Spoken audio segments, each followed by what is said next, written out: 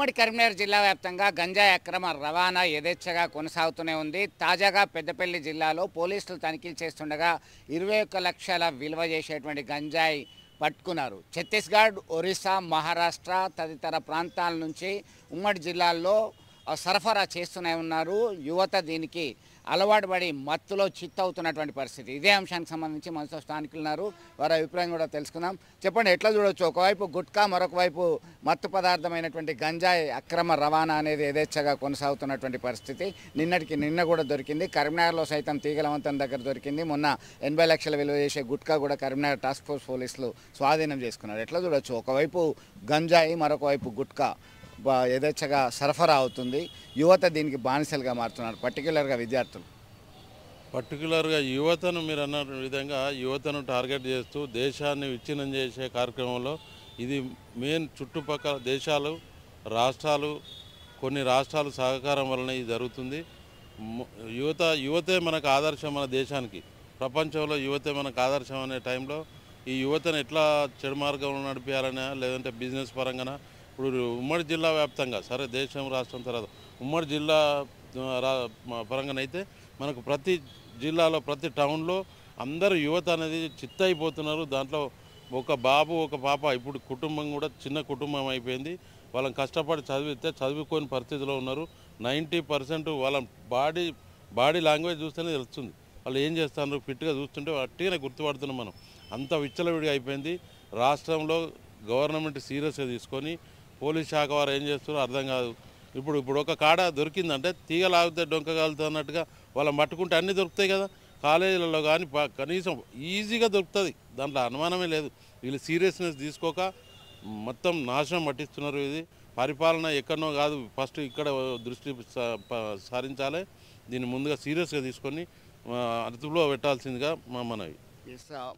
ముందుగా మత్తు పదార్థాలు, గంజాయి, డ్రగ్స్ లాంటివి అరికట్టినట్టయితే లా అండ్ ఆర్డర్ ప్రాబ్లం రాకుండా ఉంటుంది. ఉమ్మడి జిల్లా వ్యాప్తంగా ఇక్కడ అక్కడ తేడా లేకుండా అంతటా లభ్యమవుతున్నటువంటి పరిస్థితి. దాని మీద ఖచ్చితంగా చర్యలు చేపట్టాలి, అక్రమ రవాణాను అరికట్టాలని చెప్పేసి డిమాండ్ చేస్తున్నటువంటి పరిస్థితి. మీరు చెప్పండి, ఎట్లా చూడొచ్చు దీనికి సంబంధించి?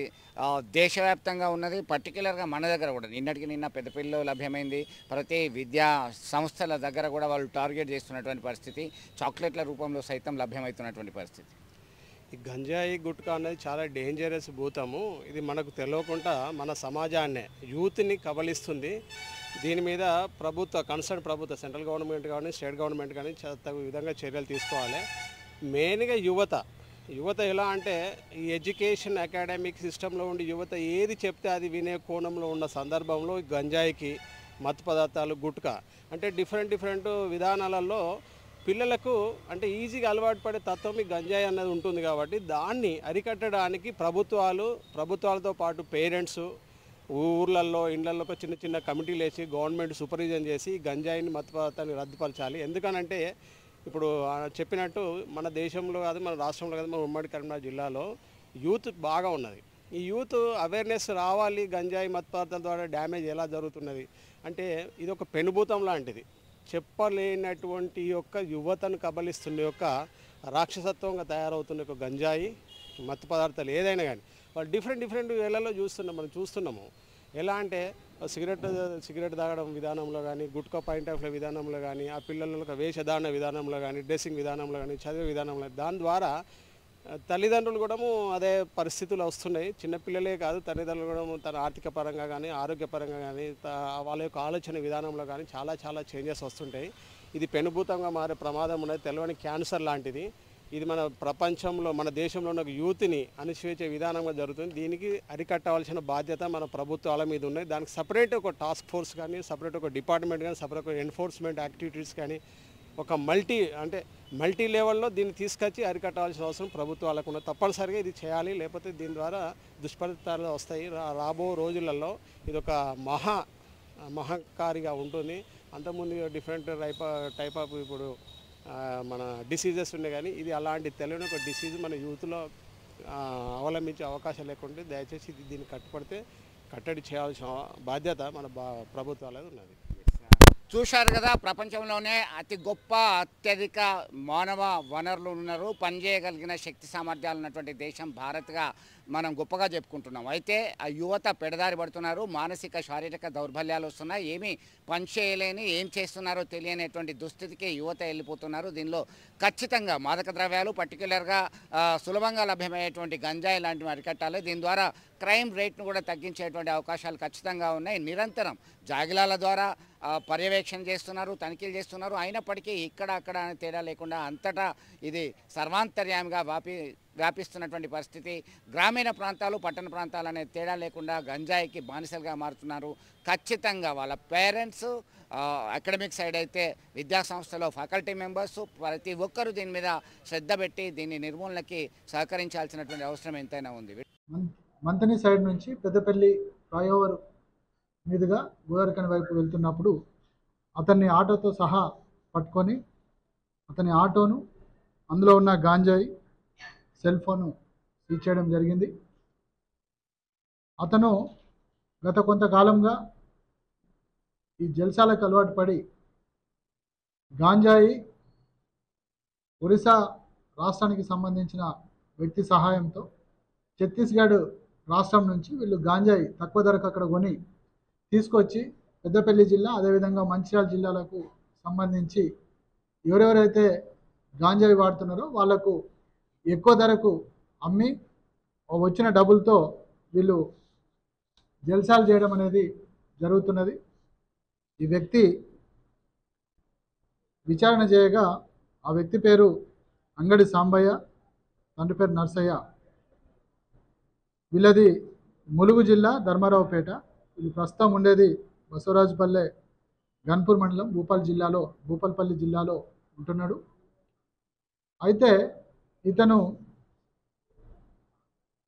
ఎవరెవరైతే గాంజాయికి అలవాటు పడ్డారో ముఖ్యంగా స్టూడెంట్స్కు, యూత్ పిల్లలకు, అదేవిధంగా లేబర్కు ఇతను సప్లై చేస్తున్నట్టుగా తెలిసింది. ఈ గాంజాయి అరికట్టే ప్రయత్నంలో భాగంగా పోలీసులు ఇతన్ని పట్టుకోవడం జరిగింది. ఇతని దగ్గర దొరికినటువంటి గాంజాయిని తూకం వేయగా 41 kgs.88 kgs గాంజాయి సుమారుగా 20,94,000 దాని వర్త్ ఉంటుంది. అది సీజ్ చేయడం జరిగింది. ప్రజలకు, తల్లిదండ్రులకు మేము చేసే రిక్వెస్ట్ ఏంటంటే వాళ్ళ యొక్క పిల్లల యొక్క ప్రవర్తన మీద, వాళ్ళ నడవడిక మీద తల్లిదండ్రులు నిత్యం దృష్టి సారించాల్సిన అవసరం ఉన్నది. అదేవిధంగా సమాజంలో ఉన్నటువంటి పెద్దలు కావచ్చు, ప్రతి ఒక్క పౌరుడు ఈ గాంజాయికి, మత్తు పదార్థాలకు దూరంగా ఉండాలి. వాటిని వాడినట్టయితే వాళ్ళ యొక్క ఆరోగ్యం క్షీణిస్తుంది, అదేవిధంగా వాళ్ళ ప్రవర్తనలో మార్పులు వస్తాయి. దాని ద్వారా నేరాలు చేసే అవకాశం ఎక్కువ ఉంటుంది. కాబట్టి చదువుకునే పిల్లలు కావచ్చు, పెద్దవాళ్ళు కావచ్చు, లేబర్ కావచ్చు, కూలి పనులు చేసుకునే వాళ్ళు ఎవరైనా కూడా ఇలాంటి గాంజాయి, మత్తు పదార్థాలకు దూరంగా ఉండాలి. ఎలాంటి సమాచారం ఉన్నా కూడా గాంజాయి కానీ లేకపోతే ఇతర డ్రగ్స్ కానీ ఎలాంటి అసాంఘిక కార్యక్రమాలకు సంబంధించిన సమాచారం ఉన్నా కూడా దానికి సంబంధించిన ఇన్ఫర్మేషన్ పోలీసులకు తెలియజేయాలి. దాని ద్వారా సమాజం బాగా మంచిగా ఉంటుంది. వాళ్ళ యొక్క విధిగా వాళ్ళు తెలియజేయాలి. ఎవరైనా గాంజాయికి సంబంధించి కానీ, డ్రగ్స్కి సంబంధించి కానీ, మరే ఇతర అసాంఘిక కార్యక్రమాలకు సంబంధించిన సమాచారం కనుక పోలీసులకు తెలియజేసినట్టయితే వాళ్ళ యొక్క సమాచారాన్ని మేము సీక్రెట్గా ఉంచడం అనేది జరుగుతుంది. మన యొక్క సమాజాన్ని బాగా ఉండే విధంగా చూసుకోవాల్సిన బాధ్యత ప్రతి ఒక్కరి మీద ఉన్నది. కాబట్టి ఈ విషయాన్ని అందరూ దృష్టిలో ఉంచుకొని పోలీసులకు సహకరించాలని కోరుతున్నాను. అక్కడ పెద్దపల్లి సిఐ గారు, అతని స్టాఫ్, అదేవిధంగా ఎస్ఐ లక్ష్మణ్, వాళ్ళ స్టాఫ్ అందరు కలిసి మంతని ఫ్లైఓవర్ దగ్గర పరిసరాల్లో వెహికల్ చెకింగ్ చేస్తున్నప్పుడు వీళ్ళు అక్యూజ్డ్ ఎవరైతే నిందితుడు ఉన్నాడో సాంబయ్య అనే వ్యక్తి ఒక సినిమాల్లో చూపించిన విధంగా